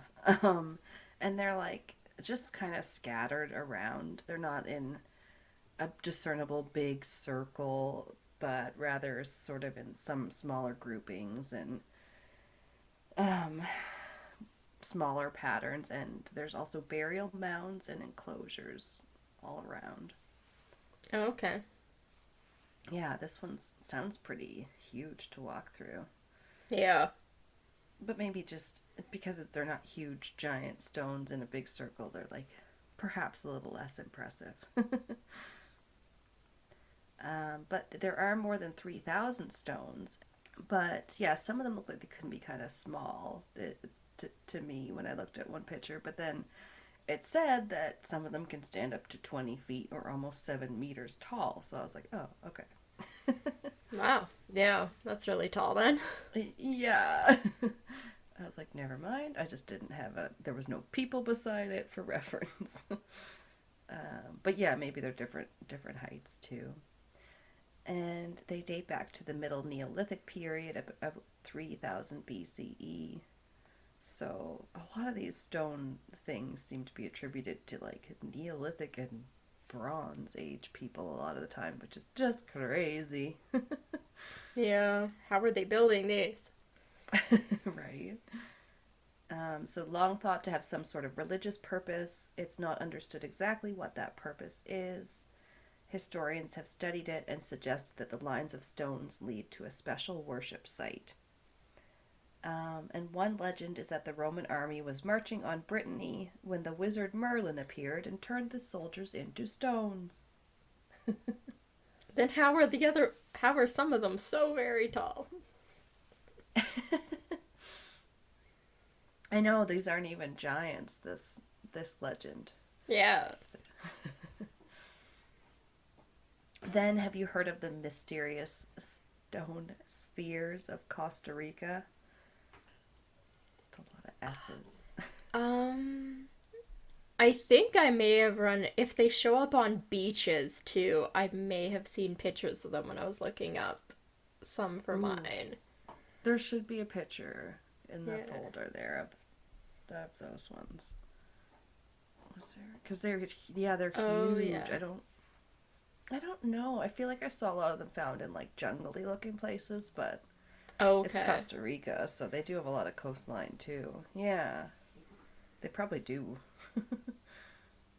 And they've been dug out of the ground, so they're like perfectly round, spherical shaped rocks, Yeah. just huge ass, carved out of hard igneous rock like granodiorite, something like that. Okay. And yeah, they're definitely not naturally formed like pearls are or anything that we know of in nature. Yeah, and it'd be hard for water to probably smooth rocks. I don't think water can smooth rocks like that. It normally goes flat, I, doesn't it? right? It wouldn't in that kind of a pattern. It erodes rock like Yeah. if you have it dripping or whatever. But yeah, and if it's even sea glass, it smooths the edges of it, but it still comes out all whatever its normal shape is. Yeah. Yeah. Um, yeah, they look like they've been smoothed and carved precisely by someone, but they're oh, I don't think I have how big they are, but they look pretty huge. Like they're not like a bowling ball. They're like Yeah, they look I pretty don't know, big. something you could sit on. Yeah. And They'd be they're heavy. oh shit, yeah. They had to dig them out. They don't know much about them. They dug out some pre-Columbian pottery near or in and around them, but they still think it's difficult to pinpoint a date. So I don't think they can carbon date them. Maybe. Yeah. Weird. I know. Um, and some were discovered in what appeared to be astrologically significant alignments. It said. Ooh. I know. So I'm like, ooh, possible tools for, I don't know, navigation or astronomical purposes. Ugh. I'd never heard of these. These are called the deer stones in Mongolia and Serbia, and they are more than 1,200 standing stones found all over Serbia and Mongolia. Sorry, Oh, wow. many that, yeah, they many include carvings or elaborate carvings of flying deer, elk, people, and what's believed to be depictions of the sun and the moon. Wow. Yeah, More than pretty cool. 1,200 of them? Yeah, and they're kind of seem to be just around with no rhyme or reason as to where they're Yeah. set up. This looks like it's just in the middle of a field, a whole bunch of them. Yeah, yeah, I was like, okay. That's just like, I don't know, those weird ones you see popping up the last few years during the pandemic. It would just be like, here's this pillar in the Oh, middle of yeah. California or something. I couldn't get to any of those. And I mean, they weren't stone. Those were, Metal or it was, something. yeah. Seems like people were trying to recreate this kind of stuff. Yeah. Um, and again, scientists think that Bronze Age nomads erected them. Erected. Probably over 3,000 years ago, possibly to honor great warriors or chiefs. Okay. I don't know. Um, then we have Avebury Henge, which is the one in England that is very close to Stonehenge and part of the same site or whatever, I believe. This one is actually the largest prehistoric stone circle in the world. Ooh. So I know, I think it is a wider circumference than Stonehenge. Like, I don't think it means bigger stones necessarily. Oh, okay. Like It doesn't distant. look like it from the pictures that I saw. But yeah, it's the biggest stone circle apparently. So originally it contained approximately 100 megaliths, and in the middle were two smaller stone rings. And it's believed that it's all big of a part, yeah, a larger ritual landscape built, well, these are probably guesses, but 2850 to 2200 BCE. Wow. I know, but that seems, some of that's younger than dates they had before for Stonehenge, so I'm like, okay. Um, Then in the 1930s, an excavation was done by archaeologist Alexander Keeler, and they found a skeleton crushed beneath one of the massive stone slabs. Oh no. Yeah. So, like, was it there on purpose? Fatality. I mean, you would think there would have to be at least one. The body was from kind of a relatively more modern man, the 14th century, to be exact. Oh. But probably not one of the original builders, as we just talked about those dates. Okay. So, yeah. So somebody buried him there then? They think he might have been killed probably trying to move the damn thing. I don't know. Jeez. That's motivation. Like, what the frick would you be doing that for? I have a couple more stony places, and then a few myths and legends from some stone circles that we can get into, and then Ooh. I'll cut myself off at some point. All right. So there is it's the Gochang Dolmen site in South Korea, which, is there a picture of that one? I think so. Because I thought I had one, but then it was a snip. Yeah, I It, see it. yeah. Because, yeah, look, it's pretty impressive size slabs. Yeah. It's a prehistoric burial site in Gochang, Hwasun, and Gangwon, South Korea. So hundreds of dolmens or tombs built from large slabs, and some the size of apparently a small car. Oh, okay, Yeah. there's more than one of these. Yeah. Wow. Yeah, the one they show looks huge. Yeah, it looks like it's balanced on like something. It almost looks like it's like a hallway. It's like, it reminds me almost of like a Flintstone house or something. There's two big ass stones and then Yeah. like a capstone. Or yeah, that's what it is. It's two or more upright stones topped by a capstone, similar to the ones at Stonehenge, but just even thicker. Yeah. Because Yeah. this one, it doesn't look very tall, but the top stone is like No. huge. It's ginormous. Right? You're like, who is buried in that frickin' one, and are they all that big? Yeah. um. So yeah, those would be cool to go see too. Put it on our list. And then we're gonna head back to, actually, close to where you left us off in, because you left us off in Peru. Yeah. The Nazca Lines, yes. And Puma Punku is also in South America, and actually pretty close.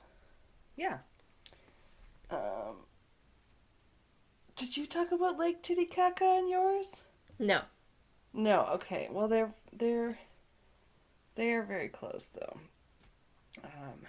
I got something that's very near Peru. Because this is in Bolivia. So, Puma Punku, or they just sometimes spell it with a space, or Puma Punku. Did you hear that? Did you hear the space? This is from Wikipedia. Aymara and Quechua, which literally means Gate of the Puma, is a 6th century T-shaped and strategically aligned man-made terraced platform mound with a sunken court and monumental structure on top that is part of the Puma Punku complex at the Tiwanaku site near Tiwanaku in western Bolivia.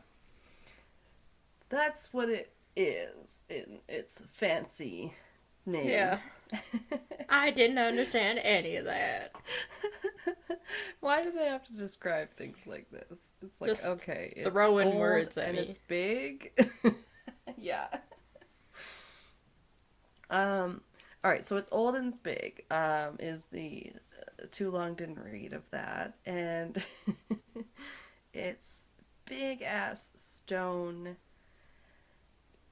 cement blocks almost, if you will.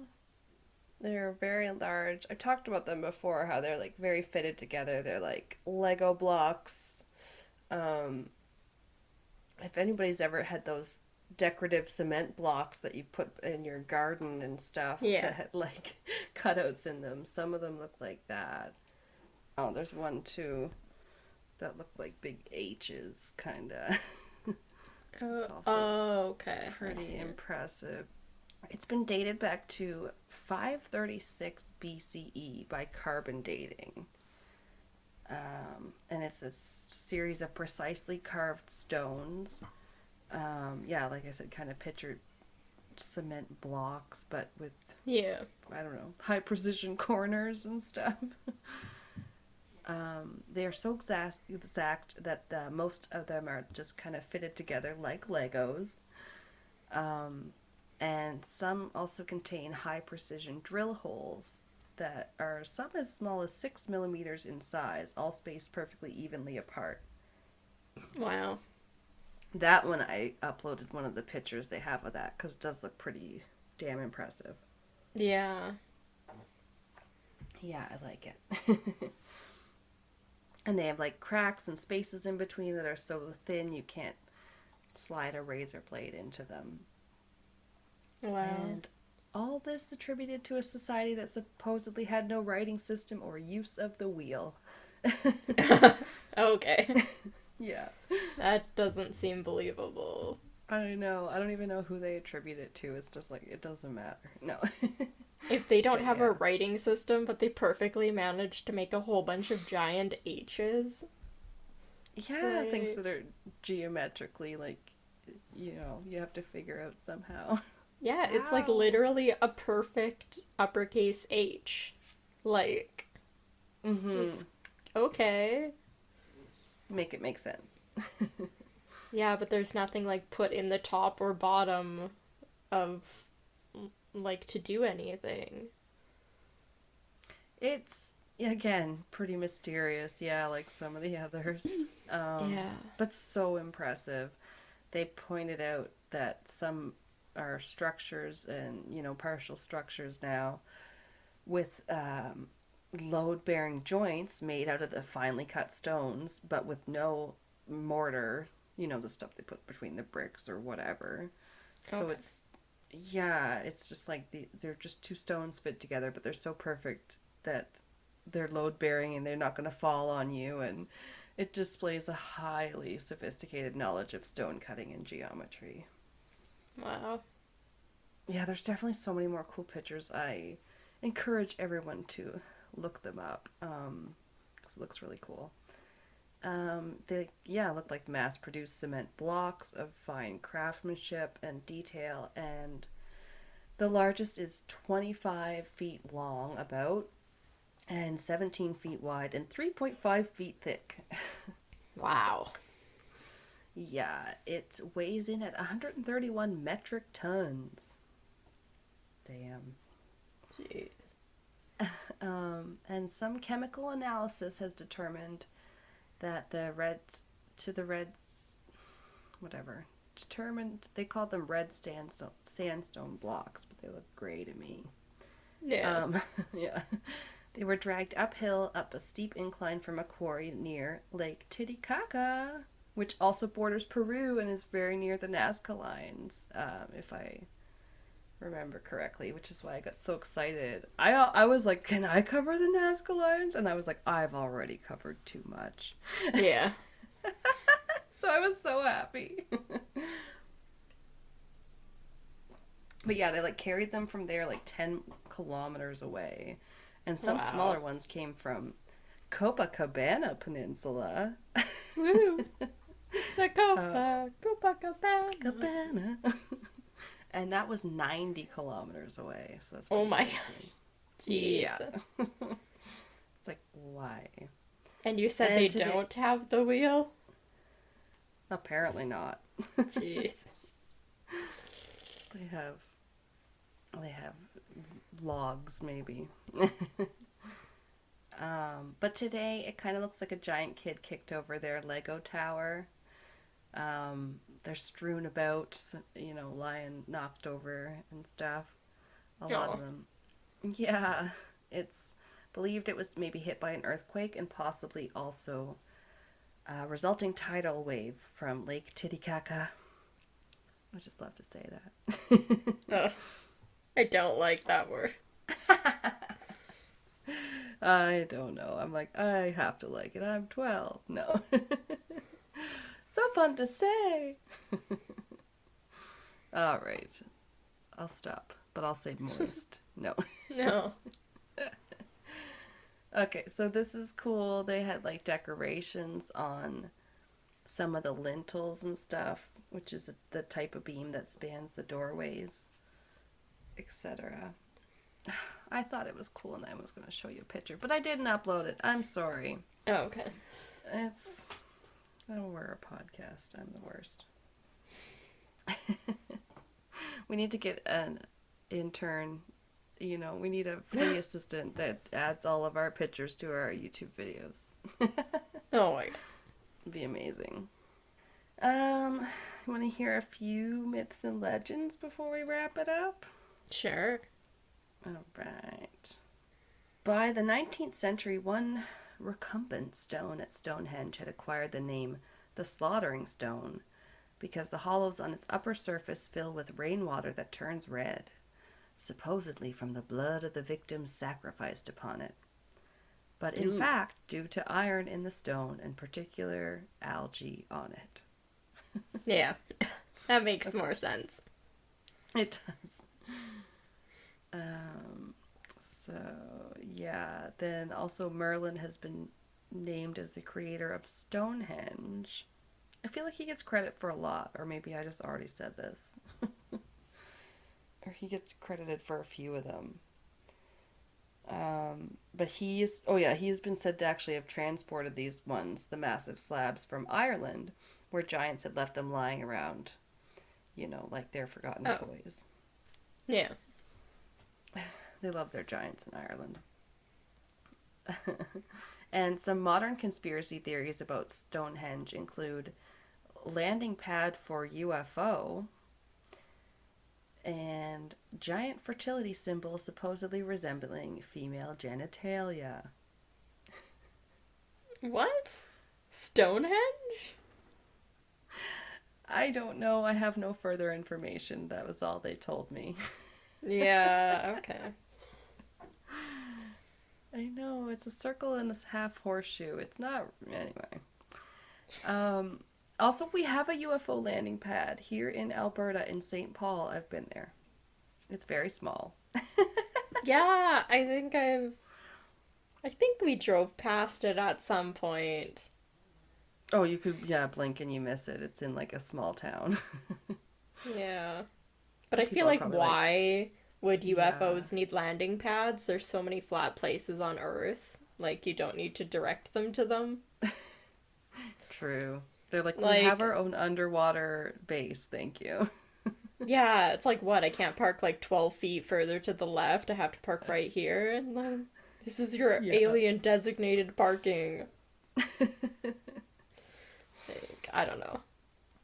this way, down here. Yeah. Yeah. They're just they're like those flight people. I can't think of the name. Oh, Flight controllers or yeah. whatever. Air traffic controller. Yeah. Um yeah, they still don't know anything about the Stonehenge, studying it since the 1660s. Oh yeah, that was just a little bit more on it, that the ditches were 5,000 years old, and they had replaced wooden posts with bluestones, as they're called, in 2600 BCE, but they're only called bluestones because they appear blue if wet or fresh cut. Oh. So that's fun. I don't know. I had so many facts about these stupid stones. They're just peppered in here. I'm sorry. The heel stone weighs a whopping 30 tons. That's a fun fact for you. Jeez. That's a lot. Yeah. But there are some fun legends. Let's do a stone circle legend. This one is about the, oh god, Coiboon stone, Bursay, Orkney. So that's in Scotland, so I almost certainly pronounced that wrong. I apologize. This is said to move at the stroke of midnight at Hogmanay, which is what they call their New Year's Eve. Oh. Yeah. Celebrate a more just home-based celebration rather than like going out and whatever. Like we have the whole New Year's Eve thing here usually. Yeah. But it said, quote, every Hogmanay night when the clock strikes 12, the stone, meaning the stone, it marches down to the Loch of Boardhouse and dips its head into the water. Okay. But why? I don't know. It's not like the Blarney Stone. It's not supposed to give you anything. This one doesn't Weird. have any. Yeah. This one's bad, actually. If you see it move, you would simply die within the year. Oh, you would simply die. You simply die. It's like the ring. No. 7 days. Oh my god, there's a new one coming out called just Smile or something, and it's like, it looks like a mixture of the ring, the 7 days thing, and then like that Truth or Dare where they got that weird creepy smile face. Because it's like you see someone have the weird creepy smile face and then they like kill themselves, and then like you're like, oh, I'm gonna die within 7 days because I saw the smile demon. It looks creepy. I might not be doing it much justice. They had a couple creepy stories like that on the Watcher guys from BuzzFeed Unsolved. They do Are You Scared? Oh. And they have people submit, when they first started the show, Yeah. they used to have people submit true, like terrifying things that happened to them and things that weren't true, damn. that were like made up stories. And Oh yeah. Ryan would read it to Shane, and Shane at the end, they wouldn't know if it was real or not, but they'd have to guess. And then they would Really? reveal at the end if it was real. But they only did that for a couple seasons. Now they're all made up. But they had a couple that were... The one was called... the video was entitled, like, Are You Afraid of Your Dog? Or something. And it was Really? about a image that had supposedly gone around the internet that was called Smile Dog. And it was basically a dog that had human teeth. Like those weird ones where it's like wearing dentures or something. But it was supposed to make you like kill yourself, and it was supposed to like infect you and make you want to... It would basically tell you that if you spread the image to another person, that it wouldn't kill you. Oh, for God's sakes. It's Yeah. like every original chain letter Yeah. plus a deadly curse. Yeah. But it's like this story, it was made up, but it was like this journalist that was trying to get a hold of this image and stuff, and then found one of the victims or something, who then sent them a floppy disk with the image on it, and was just basically at the end was like, and now I'm free, Oh my god. and then the whole story ended with the journalist being like, and now I'm free. And you scroll down and it was the image and they posted it on the internet and like infected No. millions of people. And it was like, oh damn. Like, That does remind me of the ending of the Truth or Dare one, because they're like, oh, now you okay. all have to play. I don't think I saw It's that one. oh, it's pretty good. Okay. I don't remember that I just said the ending. I probably won't know. The Lily Hale's in it. I don't know. If you find the whole Oh, creepy CGI thing, when they make them have like Joker face, if you find it creepy, then you'll probably like it. I And might plus, have they seen just that. Is she trying to yeah, save like her brother who's ill? Does they that sound? just I don't- I feel like they just start playing Truth or Dare. I don't know if there's any more backstory than Okay. that. Now that I don't know. Anyway, There might yeah, it's worth a watch. I liked it. Yeah, creepy movies. Ooh, we can go to yeah. movies again. We should do it. Yeah. Um, I'm going to see.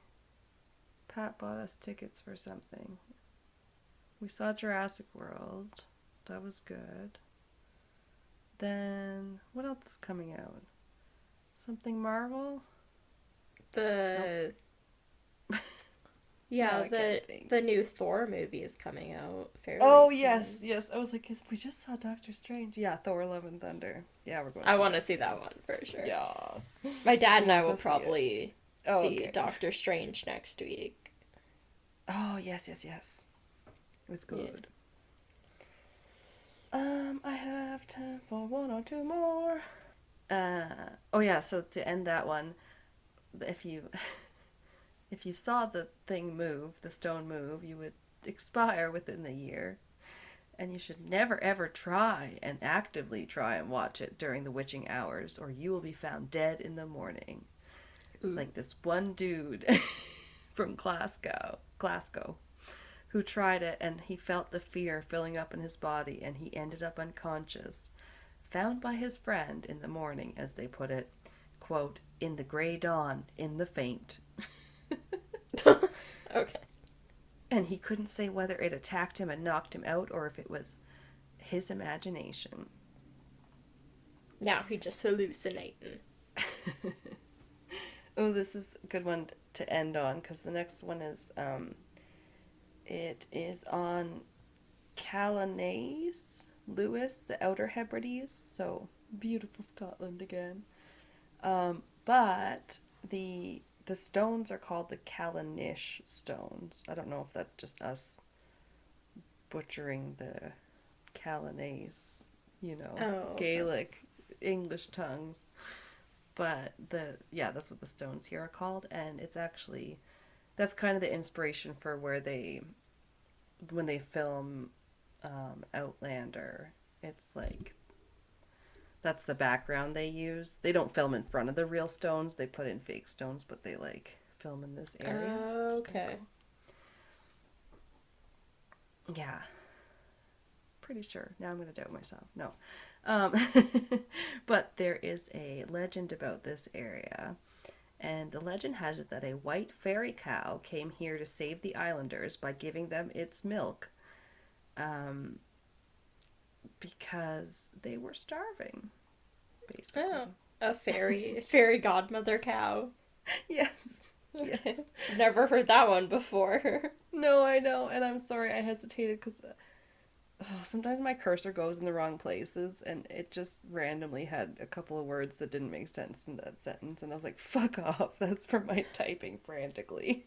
Oh. Giving them its milk, the stones are 5,000 years. I'm like, 5,000 years old? Oh my god. But it goes, as one desperate, hungry woman walked into the ocean to drown herself. And seeing this, the cow, with its red ears, came dripping out of the sea. Quote, it spoke with a soft, tuneful voice telling her to return home, fetch her milk pail, and tell her neighbors to come with their milk pails to the stones of Callanish. Each woman got a pail a night, until one woman ruined it all by bringing two pails. She turned out to be a witch. Oh no. Yeah, and then it was like offended, I think, because the witch came back again with one bucket after that, but then it had a sieve on the bottom or a sieve or whatever. Sorry. A strainer, and she milked the cow dry, and the cow never came back again. Oh. The end. Then they all died. Presumably. Right? Well, those are very rocky parts of Scotland, the Outer Hebrides. Ooh. Jeez. Yeah. Crazy. Yeah. And then I have more, but then we'll just save that for a Patreon exclusive because we don't want this to go Yeah. crazy long. Yeah, join our Patreon for the That's rest right. of the episode. Dun dun. My ADD, which stands for Alana's Deep Dive. No. I didn't even know that was going to come out as I was saying it like Oh my that. god. But it could stand for that. Because they say you'll fall down a rabbit hole, and I basically could not stop researching this, if you couldn't tell. Thank you for listening, though. Yes. Thank you. You can Till tune next in.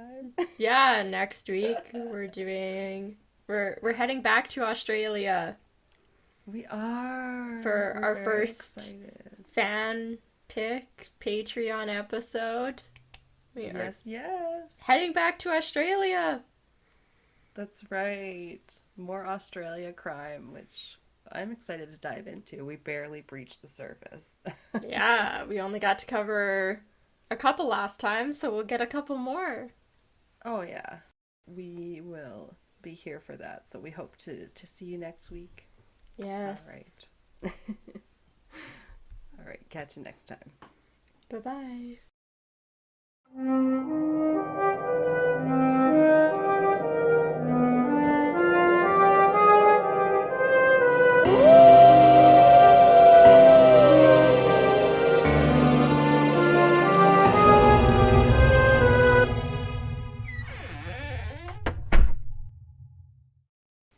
This has been Castles and Cryptids. You can listen to our podcast on Spotify, Apple Podcast, Google Podcast, Anchor, Breaker, Pocket Cast, and our YouTube channel. Please rate, review, and subscribe wherever you listen. Follow us on Instagram, Facebook, and Reddit. On our website, you can listen to all of our episodes as well as view pictures for each of our segments. Check out our Patreon page to view all of our tiers and become a Patreon supporter today to unlock monthly bonus episodes and behind-the-scenes content. We are working on an Ask Us Anything. You can submit questions by social media or by email at castlesandcryptids@gmail.com. Do you have a spooky ghost story, a creepy cryptid sighting, or a thrilling true crime tale you would like to share and have us include in a future episode? Send us your listener story by social media or by email. Please include the name that you would like mentioned. Our music is by Kobe Fair. Our logo and artwork is by Antonio Garcia. Thanks for listening.